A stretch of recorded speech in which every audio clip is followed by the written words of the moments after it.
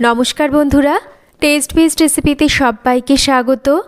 शीते ठंडा लेगे यदि ज्वर सर्दी काशी हुए मुखे अरुचि हय कोनो किछु खेते स्वाद ना लागे ताहले एकबार आजकेर एई माछेर रेसिपिटा अवश्यई आपनारा बानिये खेते पारेन। एई रेसिपिटा खेते जेमन दुर्दान्त स्वादेर हय सेई रकम आपनादेर किन्तु मुखेर स्वादও फिरे आसबे। चलुन ताहले आजकेर रेसिपि देखे नेওয়া যাক। আমার আজকের এই মাছের রেসিপির জন্য আমি এখানে নিয়েছি 4 পিস রুই মাছ। আপনারা রুই মাছ দিয়েই করতে হবে এমন কোনো কথা নেই, যে কোনো মাছ দিয়েই কিন্তু এই আজকের রেসিপি তৈরি করে খেতে পারবেন। তো সবার প্রথমে আমরা মাছগুলোকে একটু ম্যারিনেট করব। তার জন্য মাছের মধ্যে দিয়ে দিচ্ছি লবণ, হলুদ আর তার সাথে একটু সরষের তেল।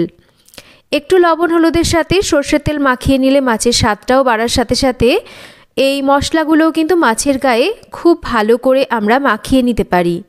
দেখুন আমি প্রত্যেকটা মাছের গায়ে কিন্তু এই মশলাগুলোকে খুব ভালো করে মাখিয়ে নিচ্ছি। মশলা মাখিয়ে নেওয়ার পর আমরা মাছগুলোকে মিনিট 5 রেখে দেব। তাতে করে মাছগুলো কিন্তু বেশ ভালো করে ম্যারিনেট হবে, মাছের স্বাদটাও বাড়বে। ততক্ষণ আমরা একটা মশলা তৈরি করব। নিয়ে নিচ্ছি এখানে গোটা জিরে, তার সাথে কালো জিরে, বেশ খানিকটা গোলমরিচ।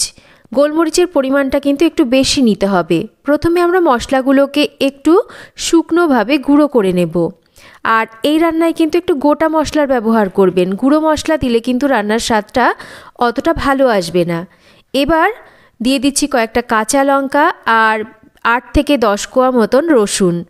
এবার একটু জল দিয়ে আমরা মিহি পেস্ট তৈরি করব। আর আগেই বলে রাখি এই মাছের রেসিপিটা কিন্তু বেশ একটু ঝালঝাল স্বাদের হয়, খেতে কিন্তু বেশ ভালো লাগে। আপনারা ঠিক এইভাবে মাছের রেসিপিটা অবশ্যই একবার বাড়িতে বানিয়ে দেখতে পারেন। মশলা আমি তৈরি করে নিয়েছি। রান্নার জন্য সরষের তেল গরম করে নেব।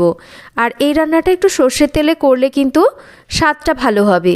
তাছাড়া আপনারা যেই তেল খান সেই তেল দিয়ে কিন্তু রান্নাটা অবশ্যই করে খেতে পারেন। তেল ভালো করে গরম হয়ে গেছে। তেলের মধ্যে আমি একটু লবণ দিয়ে গরম তেলটাকে কড়াইয়ের চারিদিকে মাখিয়ে নিয়েছি। এতে করে মাছ ভাজতে গেলে মাছগুলো কিন্তু লেগে যায় না বা ভেঙেও যায় না। এবার আমরা ম্যারিনেট করে নেওয়া মাছগুলোকে মাঝারি আঁচে রেখে ভেজে নেব। আমি দুটো ব্যাচে মাছগুলোকে ভেজে নিচ্ছি। একটু ভালো করেই মাছগুলোকে আমাদের ভেজে নিতে হবে। আর মাছ কিন্তু সবসময় মাঝারি আঁচে রেখে ভাজতে হয়। কম আঁচে রেখে ভাজলে মাছটা ঠিকঠাক ভাজা হয় না, আর বেশি আঁচে রেখে ভাজলে কিন্তু মাছ ওপর থেকে পুড়ে যায়, ভেতরটা কাঁচা থাকে। দেখুন মাছ ভেজে তুলে নিয়েছি। এবার একটু কালো জিরে আর দুটো চিড়ে নেওয়া কাঁচা লঙ্কা আমি ফোড়নে দিয়েছি। ফোড়নটা হয়ে গেছে। এবার আমি দিয়ে দিচ্ছি এখানে কুচিয়ে নেওয়া পেঁয়াজ। পেঁয়াজটাকে আমাদের একটু ভেজে নিতে হবে, তবে খুব বেশি লাল করে ভাজবো না কিন্তু। দেখুন আমি দেখিয়ে দিচ্ছি, ঠিক এই রকম করেই কিন্তু আমাদের পেঁয়াজটাকে ভেজে নিতে হবে। মানে পেঁয়াজটা একটু বেশ লালচে রঙও ধরবে, কিন্তু বেশ এরকম নরম থাকবে। এবার এর মধ্যে দিয়ে দিচ্ছি কিছুটা জল। দেব এখানে আরও একটু ঝালের জন্য লঙ্কার গুঁড়ো, দেব পরিমাণ মতন হলুদ আর স্বাদ মতন লবণ।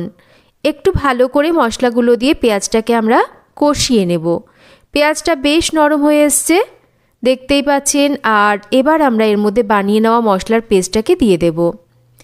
এবার মশলার পেস্টটাকে দিয়ে আমাদের ভালো করে একটু মশলাটাকে কষিয়ে নিতে হবে। যেহেতু এখানে আমি রসুন দিয়েছি, তাই যতক্ষণ না রসুনের কাঁচা গন্ধটা যাচ্ছে ততক্ষণ কিন্তু একটু ভালো করে আমাদের মশলাটাকে কষাতে হবে। মশলা ভালো করে কষিয়ে নিয়েছি। এবার আমরা এর মধ্যে দিয়ে দেব ঝোলের জন্য পরিমাণ মতন জল। আমি মশলার পাত্রটাকে ধুয়েই এখানে জলটাকে ব্যবহার করেছি। ঝোলটা ফুটে উঠলে এবার আমরা ভেজে নেওয়া মাছগুলো কিন্তু এই সময় এর মধ্যে দিয়ে দেব। মাছগুলোকে দিয়ে আমাদের একটু নাড়াচাড়া করে নিতে হবে। আর মাঝারি আঁচে রেখে আমাদের এবার মাছের ঝোলটাকে রান্না করতে হবে। আমি মাঝারি আঁচে রেখে বেশ খানিকক্ষণ কিন্তু এই মাছের ঝোল রান্না করে নিয়েছি। আর এই মাছের ঝোল কিন্তু একটু গামাখো করবেন, তাহলে খেতে শুকনো ভাতের সাথে মেখে বেশ ভালো লাগবে, যেহেতু মাছের ঝোলটা বেশ একটু ঝাল স্বাদের হয়। দেখুন আমি বেশ এই রকম গ্রেভিটাকে একটু মাখো মাখো করে নিয়েছি। এবার আমরা এর মধ্যে দিয়ে দিচ্ছি একটু ধনেপাতা কুচি, আর তার সাথে ওপর থেকে আরও একটু কাঁচা সর্ষের তেল আমরা এর মধ্যে মিশিয়ে নেব। তো এবার একটু আলতো হাতে মিশিয়ে নিতে হবে। গ্যাসের ফ্লেম বন্ধ করে দেব। আর এই মাছ ঢাকা দিয়ে আরও 5 মিনিট আমরা রাখবো। 5 মিনিট পর আমরা এটাকে কিন্তু গরম ভাতের সাথে সার্ভ করতে পারি। আপনারা একবার এইভাবে মাছের রেসিপিটা গরম ভাতে মেখে খেয়ে দেখতে পারেন, খেতে কিন্তু দুর্দান্ত স্বাদের হয়। শুধু ঠান্ডা লাগলেই কেন, আপনারা যে কোনো সময় কিন্তু মাছের এই রেসিপিটা বানিয়ে খেতে পারেন। রেসিপিটা খেতে যেমন ভালো হয় সেই রকম মুখের স্বাদও কিন্তু বেশ বদলায়। তো আজকের আমার এই মাছের রেসিপি আপনাদের কেমন লাগলো একটা কমেন্ট করে জানাবেন। আশা করছি আগের মাছের রেসিপির মতন আজকের রেসিপিটাও আপনাদের সবার ভালো লাগবে। রেসিপি ভালো লাগলে একটা লাইক করবেন, রেসিপিটা শেয়ার করবেন, আর যদি চ্যানেল সাবস্ক্রাইব করা না থাকে তাহলে চ্যানেল সাবস্ক্রাইব করবেন। সবাই ভালো থাকবেন। আবার ফিরে আসব নতুন কোনো রেসিপি নিয়ে। আর এতক্ষণ আমার সাথে থাকার জন্য অসংখ্য ধন্যবাদ। আর আপনাদের যদি অন্য কোনো মাছের রেসিপি দেখার ডিমান্ড থাকে তাহলে অবশ্যই আমাকে কমেন্ট করে জানাবেন।